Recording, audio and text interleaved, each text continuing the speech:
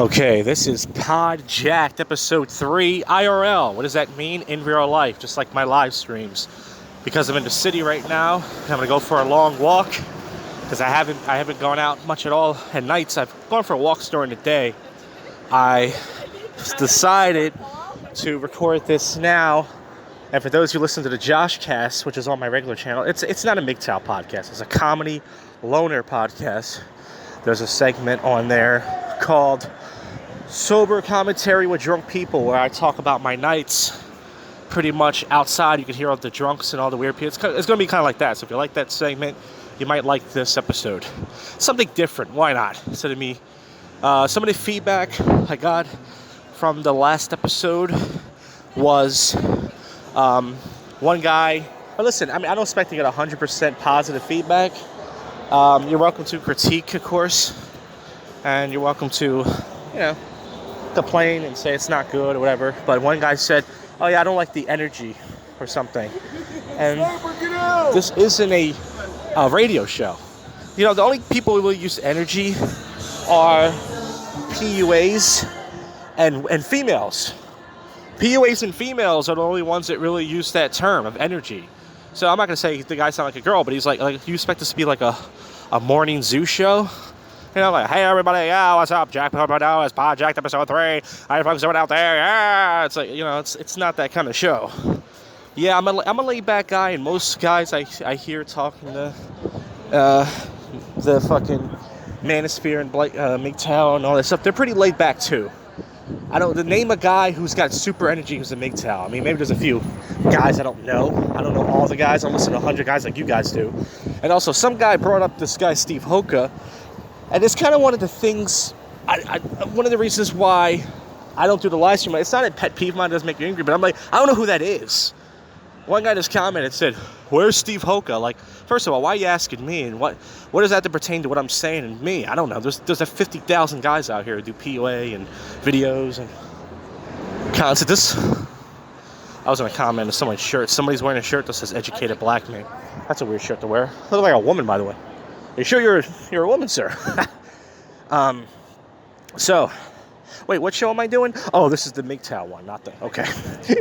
So, let's talk this...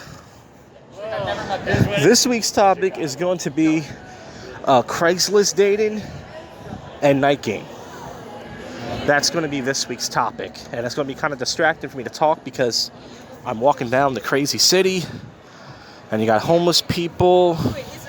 You got drunk people, you got dots, you got weirdos, wackos. You got it all down here, everybody. Might have some special guests on the podcast tonight. We'll try to get some on for you. All right. So let's start out with the last episode. I talked about the fucking... I talked about the chat room hose. That was on the last episode, right? Chat room hose. So after I went through the chat room hose phase, I deleted them all off my MySpace, as I said. And I started going to Craigslist. Now, I told you, I did not hang out with a girl until I was like 23 years old. I was freaking 23 years old. Never even hung out with a girl as a friend. That's how, like I said, it was over before it started. So I posted this ad, and I decided, I was posting ads on Craigslist, but I was getting no luck. And this is before, I'm not sure, was this before or after I met, this is before I met the girl I quote-unquote lost my virginity to, which, by the way, I kind of didn't. But nonetheless, I posted an ad, and I didn't put my picture, I put a picture of Rose, and I think the ad was something like, it said something like, teach me romance. It was something really lame, and I put my heart out there. I said, look, I'm 23 years old, I've never been on a date, I never hung out with a girl, I don't know what's wrong with me, but I try a lot. I'm looking for a girl that's willing to hang out with me, maybe even teach me kissing, maybe, go on a date with me, just get my confidence up, So this black girl wrote me, and she was very attractive. She had a nice face, she was chubby, but, she had huge tits, pretty face, kind of like a girl I went to high school with. And I met her in Old City, and I didn't buy her a drink because I was broke. She was probably like, damn, I met this guy, gonna buy me a drink. But it wasn't really a date, I wasn't sure. And we hung out and stuff, and I kind of fucked it up with her. I could have got a kiss at the date, but I didn't kiss her. And then I was like texting, I was like calling her like a friend. I should have just played it cool, asked her to hang out. The one I was supposed to hang out, but I was hanging out with this dude that I also met on Craigslist who was a wingman. So I kind of fucked it up, pretty much. I messed it up, and that didn't work out. So after that happened, I went on a date with her. We were supposed to hang out again, and I just stood her up. She was with her friend, but I think that was it. She didn't want to hang out with me anymore. And then a couple months later, I told the story already, how I quote-unquote met the first girl. I posted an ad on Craigslist with my screen name. Said looking for girls to chat with and friends. Strictly the time this girl wrote me.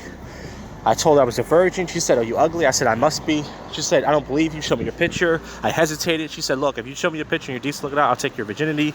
She was 28. She was like 5 or 6 years older than me. I fucking... Oh, look, we got a special guest on the podcast, everybody. We got Fat Man Scoop. I'm kidding. So, this is so distracted. Now you know how to do this at home where it's more relaxed. I can close my eyes because it's just too much going on. And I have a short attention span. So, I tell you that story. So, once again, the chick, she was not attractive. She was like far away, but I met her anyways. And I thought the whole thing was a joke. We met a week in advance. We talked on the phone. She sounded real. And then... Wait, where I do the, an open mic nobody knows about, unless you're on my other channel. We met at a coffee shop, went back to her place. I said, look, this is crazy. She said, if you want to, and then we fooled around for like 4 hours. But as I said before, fucking breath stunk. I should have told her, I had gum. I should have gave her a piece of gum, or I should have told her to brush her teeth. I didn't. And then... her skin wasn't really that soft, It was like, it wasn't like you wanted a woman, like a real soft skin, and she didn't stink. She took a shower, but it just breath and everything like that. And so first I met her, then 2 months later, I met this 38-year-old chick. And it was kind of weird. Actually, I stood her up by accident because what happened was I took the wrong bus. And I said, hey, I'm really sorry. And she said, it's okay. And then I said, well, you wouldn't want to hang out again, wouldn't you? She said, yeah, but you want to take the right bus? I said, yeah, I know what I did wrong. This time I'll get the right bus. So I got the right bus and met her. She was sitting there by herself. She was like real tall. She was like Romanian or something. And she was fucking like Romanian or something. And she had, her face wasn't that nice. Like her face was like a 3 or 4. She wasn't ugly, but... And her body was like a 7. She was tall and she was skinny. She had a nice bod. And then so I met her in this rank-ass Northeast Philly bar. And then we went back to her place. At first, I thought it was just be a friend thing. She's like, well, maybe you can come over sometime and stuff. So I said, yeah. So I started touching her a little bit. I figured I might as well touch her. And then I said, I have to go to the bathroom. And I ran out of stuff to talk about. I'm like, what am I going to talk about? She's like, I come back from the bathroom. She's like, let's go back to my place. I'm like, okay. I go outside. She puts her arm around me. She's like, are you a virgin? I said, well, I kind of only fooled her on one girl. She said, okay, it's fine. Who cares? Let's go. So we get inside of a car. We leave the bar. She couldn't drive for shit. I'd never been in a car with a woman like this. She almost got into an accident driving down the street. She's like, I told you I cannot drive. I said, oh. And then she parked her car. She had this big-ass dog. He was jumping him. She locked him in the closet. And then we were making out and stuff. And I was like, she let me suck on her titties.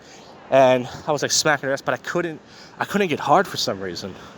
Once again, I guess I'm gay. I couldn't, I was nervous. Once again, the whole Craigslist thing, the fact I didn't know her, and the fact this was happening, I was like, this is great. Like this, like the first chick, I was at least hard when she was blowing me a little bit. But this one, I couldn't stay hard, so that was it. We fooled around for like an hour, took the bus, went home, jerked off. And then, off and on, I would get dates from Craigslist, I would get these dates from like Craigslist and stuff. But as far as hooking up goes, I've only had a few of those. So I think the last, besides the hooker story, which I already told, the last chick I fooled around was this Puerto Rican lady. I posted ad something about, I made up a lie. I said my last girlfriend was skinny, looking for a woman who wants to meet the fuck. It was something weird like that. So then this Puerto Rican lady who lived in my area, she's like 20-minute walk from me, replied. At first I saw a picture and I wasn't attracted to her. But I figured, I don't even know if she wants to meet. So I showed her my picture. I said, give me your number if you're serious. I'll call you. So I called her, and we talked on the phone. And I said, all right. She didn't tell me what street we were. She told me to cross streets. I said, all right, cool, to cross streets. I'll meet you there. So I went to the cross streets, and I called her, and I couldn't find it. So she came outside. She was wearing a T-shirt and panties. She was like mad. She was like, you got me out here in my T-shirt and panties. I said, sorry, I can't find it. So we go inside. She said she had her sister in the room. Once again, I was nervous. I was like, fuck, man. I was like, I can never be by... It doesn't exist anymore. I can never just be alone with a girl. There's always something. That's why I'm nervous. And plus, I meet them online. So we're fooling around and stuff. And she was showing me pictures of her kid. I was like, do you really expect me to get hard when you're showing me pictures of your kid? She was fucking weird. And she kept talking and stuff. So I finally just gave up. And then started doing some of the, I would say some of the old groping, just had some pre-cum down there. And then finally I was hard. So she bent over. She said, give it to me, doggy. She said something like her roommate said she needs to get laid because she has been getting, laid, and she's been just working and going to school, and she needs some or something. I was like, all right, cool. So I get a condom out. She's doggy. She's got like a big ass. It wasn't that nice. It was a little bit curvy. It was a lot of shape. She was older. She was like 10 years older than me. I was like 26, 27. She was like 38 something. She was like 11 years older than me. Another older chick there for you. And then she was like bent over doggy and stuff, and I tried like playing with her pussy. I tried rubbing my dick in the condom near her pussy, and I couldn't stay hard, and she got frustrated. She's like, damn, I'm never gonna get laid. I said, me neither. And she laid there. She's like, I don't give head. I said, me neither. So finally I decided I'm leaving. You know what I mean? She didn't even try the whole time. She was like watching TV. The TV is distracting. I said, fuck this. So I said, I'm gonna get ready to leave. I fucking put my fucking clothes on, and I just left. You know what I mean? And then she said something. I said, hey, I lied about I never had a girlfriend or something. She said, yeah, I lied. And she said something too. I don't know what she said, but she said something. She lied that she didn't have sex recently or something, which I didn't give a fuck. But so those are all my sexual experiences from Craigslist, minus the hooker story, which I already told. And then I've met some girls I'd made out with. I met this really ugly chick once. She was Albanian, and she was fat. I bought her like a little coffee or chocolate at Dunkin' Donuts, and I don't know why. I said, do you want to pull over and do something? She said, sure. So we pulled over this park. It was kind of raining outside. She started stroking my dick, and she's like, oh, it's so big. And I was like, well, if it's so big, how come girls don't want it? She's like, oh, girls are stupid. So I just said, fuck it. I got horny. I started making out with her. I was like, fuck it. She's ugly, but I made out with ugly girls as well. So I just started fucking kissing her, and I felt like I was going to come, but then I don't know. I couldn't come. And she used hand sanitizer afterwards, and that was it. And then there's other times where I just made out with girls. I had, weird dates and stuff. And I've also been stood up, like I said. I told those stories. So now, so I want to talk about Craigslist dating. Craigslist dating, you know what? I got to say, if you just want to get laid, problem with Craigslist now is, it's dead. You can still post in the activity section, but it's pretty much dead. They killed the section. They killed the, dating section and the hookup section.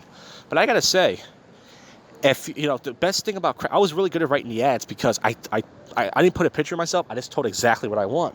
So if you just put exactly what you want, you're just like, hey, look, I want to do this, this, and this. I want a girl with some big ass or something. I want a girl with some big titties, and I want to fool around, and I want my dick sucked, whatever. Most likely, you're gonna have to pay for it. I've had a few times where I didn't have to. But this girl's once again, most likely, if the girl's gonna give it to you for free, she's not going to be attractive. You know what I mean? Crossing the street now. She's not going to be that attractive. But I will say, it's very easy to just post what you want. And, if a girl's interested in it, she will write you. And then you exchange pictures. But a lot of girls wouldn't write me back. Because once again, I knew my looks were a problem. Because like 80% of the girls I would write wouldn't write back. I would show my picture, and they went right back. And I had some decent pictures. I had a picture when I was in New York, and I looked tall in the picture, and I actually lost weight at the time. And sometimes some guy said her ass looks like a mayonnaise jar or a coffee jar. Damn, that's a fucking weird looking ass. This is fun recording this outside. Are you guys having fun right now? I'm having fun right now. Woohoo! Yeah! I'm out the house right now, baby. I need to get out the house. Okay, so now we're going to talk about night games. So yes, Craigslist is pretty cool when it comes to dating. Now, it's a shame they got rid of the ads, even though it was filled with just hookers and all that shit. So between that was happening in the 23, I started going out. I was doing night game for all you former PUAs out there. And every guy pretty much thinks it's the same. You're going to go out, You're going to talk to girls. And it's going to be easy. All you have to do is just say hi. And I talked about this guy before. This guy who claimed I was his best friend in high school. He was a dude I met in 9th grade. He was tall. He was half black, half white. He was lanky. But he was like super skinny. But girls liked him. And this dude we were friends with said, yo, he's ugly as shit. I said, yeah, but some girls like him though. And this guy, he would have some girls from high school invite him over. You know? Like say, hey, you know. And he turned it down. And he would have girls sometimes. We walked around the mall. He was a guy too. We used to walk around the mall. They used to like smile at him and stuff, and look at him and everything. And you know, he had no problem. You can tell. He wasn't like me. He had no problem getting it wet, as you could say. So sit outside this bar, let people go by. There's too many. All right. So. A lot of people around right now. I'm trying to.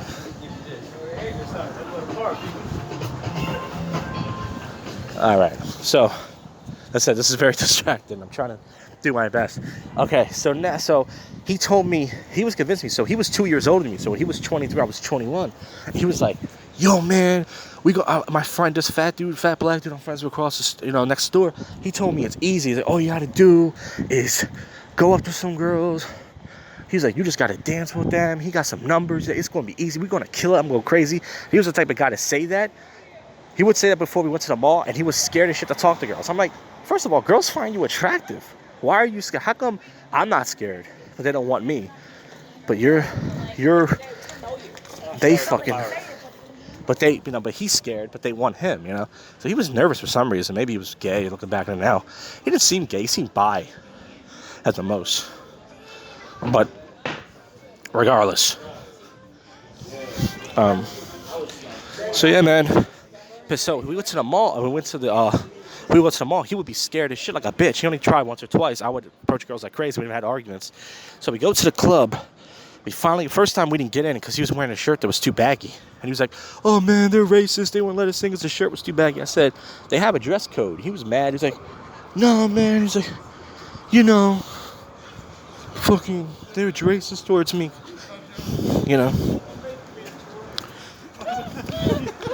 Alright, these 3 drunk white people are trying to bump into me on purpose. They're all drunk, holding arms, and they're trying to bump into me. That's fun. See, once again, I have guests on the show tonight. I'm having a good time talking. I don't know why, because I know I'm talking to you guys. And so in my head, it feels like I'm talking to people, but I'm not. I'm actually insane. This is all in my imagination. So anyways, we go to the club. We finally get inside. We paid like $20 or $18. At the time, I was broke. You know what I mean?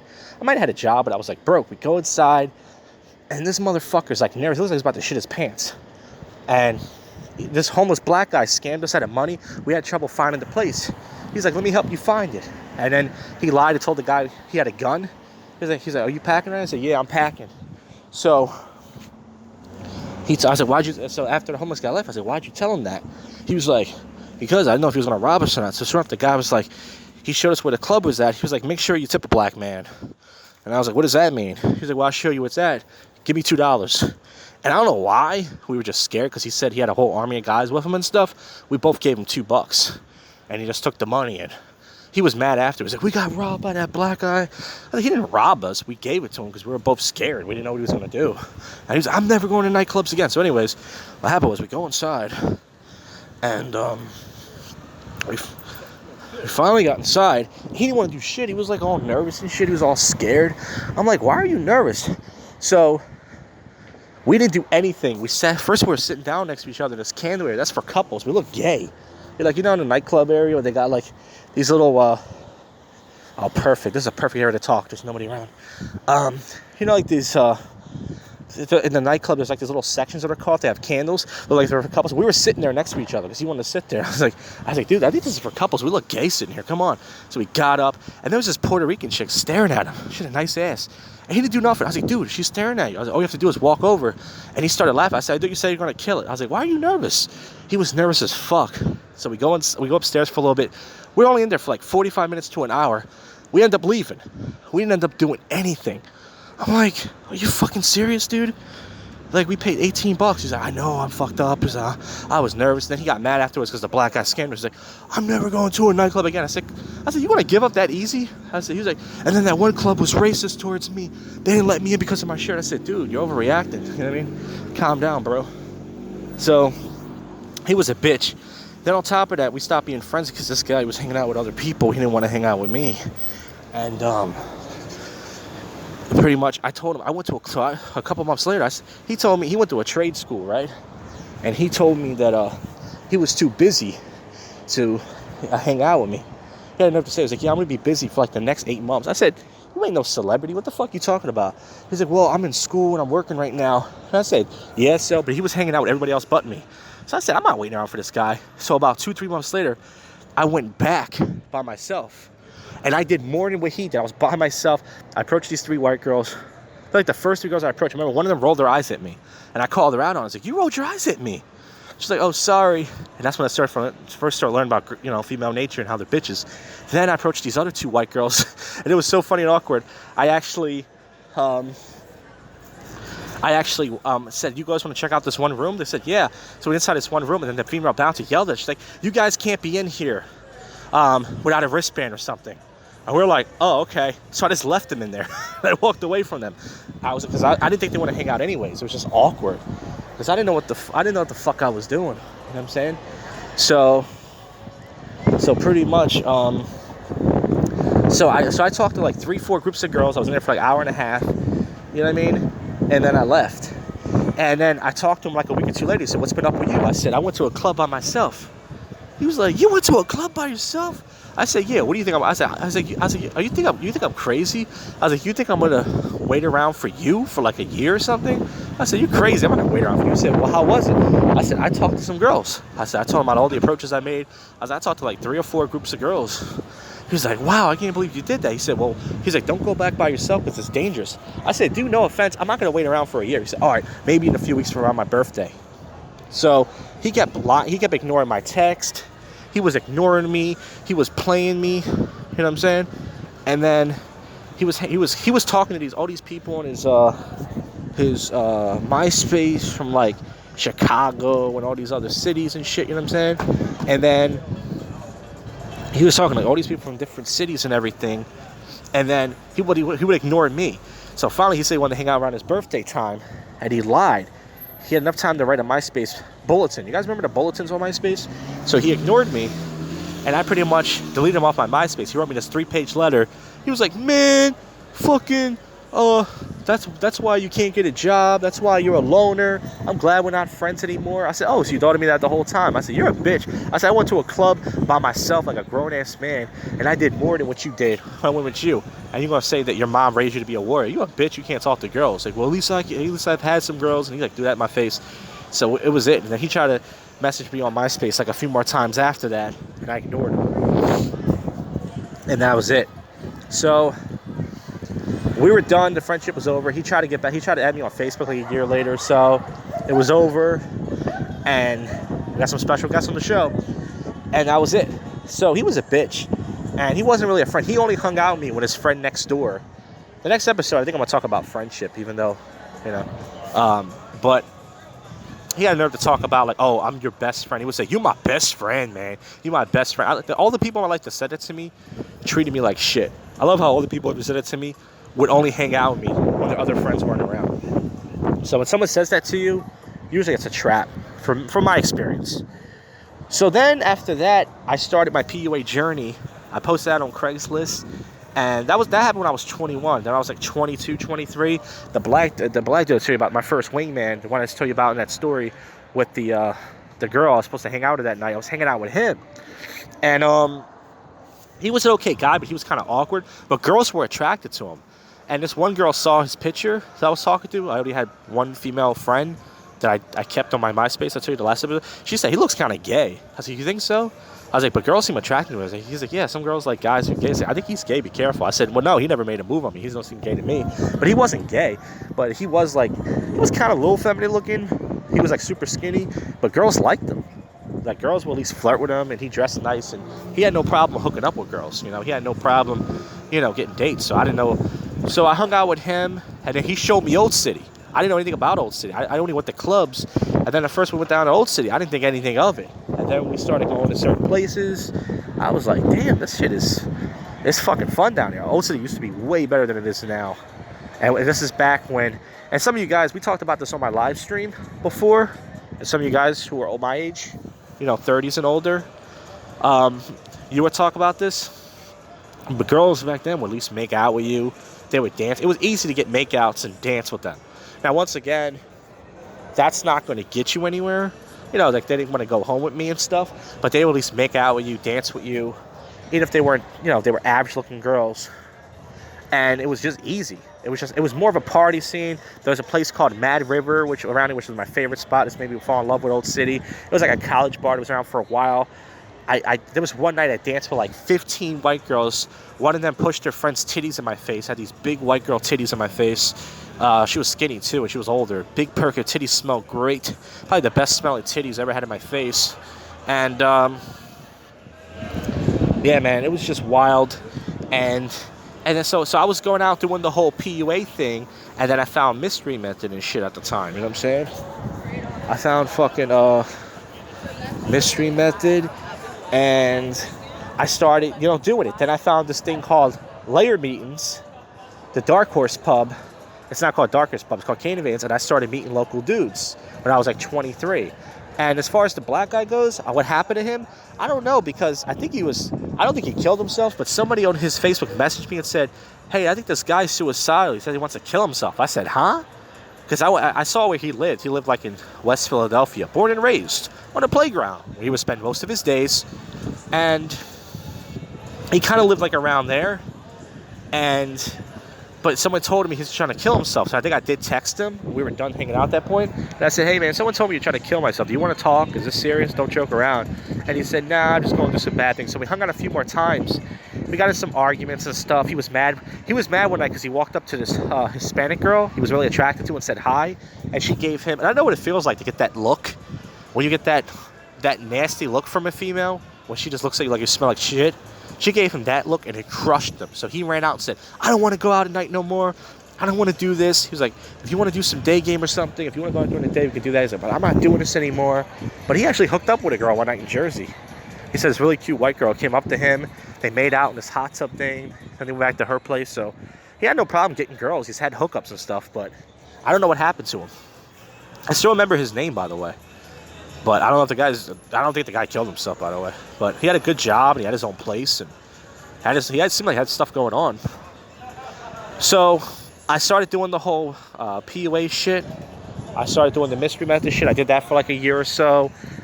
It took a while to find out the shit wasn't going to work. Then I tried all these other methods.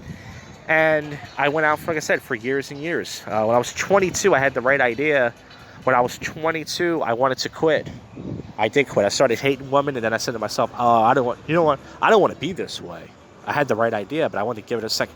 I mean, I think there is a certain age that you should go, not to say that, because every once in a while I'll see a dude on a video say he's only 15 and he's MGTOW or something, or he's only 18 or something. I think that is too young. I mean, it's good to know about female nature early, but your sexual prime when you're 17 to 25 or 26 or something, for like 10 years in your sexual prime. So it's hard to go MGTOW in those years, because you're all horned up and your hormones and all that stuff. So I don't know, that's just me. So I went out for years and I started getting makeouts. I think I got my first bar makeout when I was like 24, maybe 20, because once I dropped the Mystery Method thing, I found this thing called, I talked about it before, 60 Years of Challenge. Now, 60 Years of Challenge is a direct method where you pretty much do a lot of eye contact, you do hand caressing, and you do less talking. And I gotta tell you, does it work? It's better than Mystery Method. Mystery Method really fucked my head up. I couldn't even have a conversation with a girl, right? I couldn't even have a conversation with a girl when I was doing Mystery Method. Like, I would just run out of stuff to say and run away. But 60 Years taught you to you don't have to talk. Just, so I got some makeouts. I actually worked at first. First girl I remember I made out with was actually at fucking National Mechanics. And that's the place that some of you on my other channel who follow me know. That's where the bouncers make fun of me. That place used to be great. At first I thought it sucks. I used to get there early. So I made out with this white girl. She had nice titties. She was like a little bit curvy. You know, a little out of shape, but, you know, she was soft and young and everything. So I made out with her and then asked for her number. She said, I'm not giving you my number. I was like, what? You just made out with me. So then we made out again. I said, let me get your number. She said, no. And I was like, can you believe that shit? That girl made out with me, but she wouldn't give me her number. I was like, can you believe that shit? And girls will do that. They're like, I'll make out with you, but I'm not going to give you my phone number. And even the female friend at the time, the black girl was saying, I told her that story. And she said she did that too. She said she made out with a guy one night just to make out with him. He said, can I get your number? I want to get to know you. She said, no.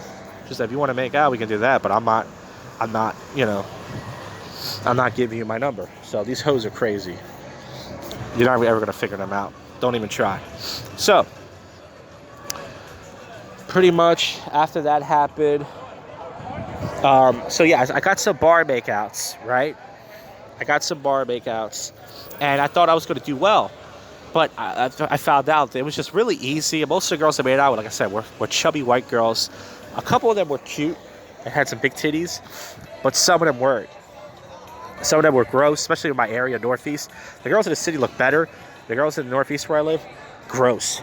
Just like really fat, wigger chicks. I made out with a few of them just for experience because they approached me. So, went out for years to a night game. And then when I was like, I would say 25, 26 years old, I wouldn't say I started falling in love with black girls. I started really noticing that black girls, they were just really, you know, I kind of, you know, I get along with them better. Not to say that was going to get me anything. I realized that not to say that they're better than white girls, they're not. All girls are the same. It doesn't matter what you like. Most guys at PUA like white girls. They don't like black girls at all. But it was just something different for me. And I realized that black girls are very easy to dance with. And I thought dancing would get me laid. So I started dancing with these black girls and stuff. I made out with actually a few of them, but the ones I made out with, they were like really below average. Just like the white girls. They were like the equivalent of the white girls. They were like below average looking. And, you know, they were like below average looking and stuff, but I made out with them anyways. They didn't hook up with any of them. But I went to a Caribbean bar one night. This happened to be a few times.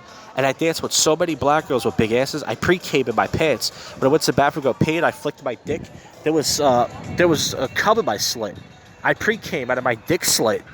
Did you guys hear that? Let me repeat that. I pre-came out of my dick slit. So I kind of came in my pants, but if you listen to my early days of my podcast, I kept talking, oh, black girls. I kept approaching them because it was just something new for me. Because for some reason, when I just went out, no matter where I went, it was just all white girls. And then over the years, it was more black girls.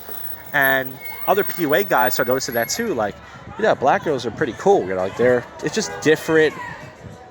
And, you know, they at least dance with you, at least beat you.